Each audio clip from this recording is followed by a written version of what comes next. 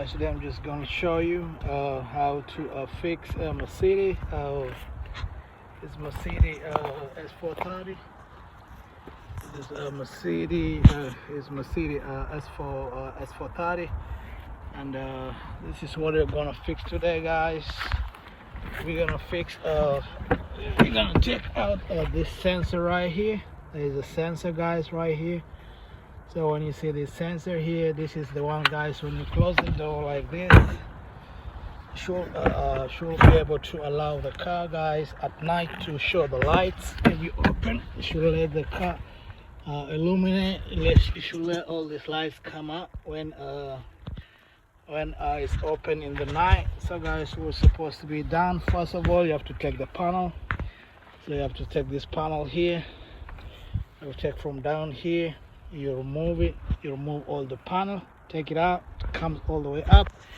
Looks like this one, guys, on this other side. So you have to take it out. Once you take the panel, guys, you come inside here. You disconnect. With this connector right here. Disconnect this connector right here.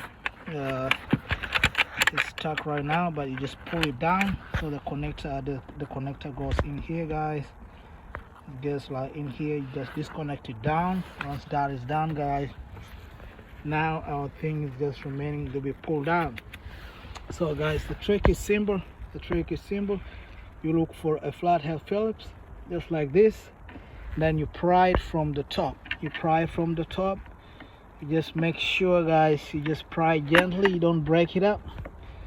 So just pry like that, guys. So when it comes out, guys, it comes out like it falling down. It just comes like this.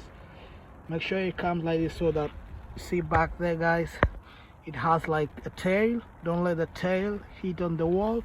So just look closely how you move it. You just pry like you just taking it down like that. Like you take it down. So from here it comes from the back, and then from here, then you just pull gently, like you're just lifting it up gently, so that you let the hook.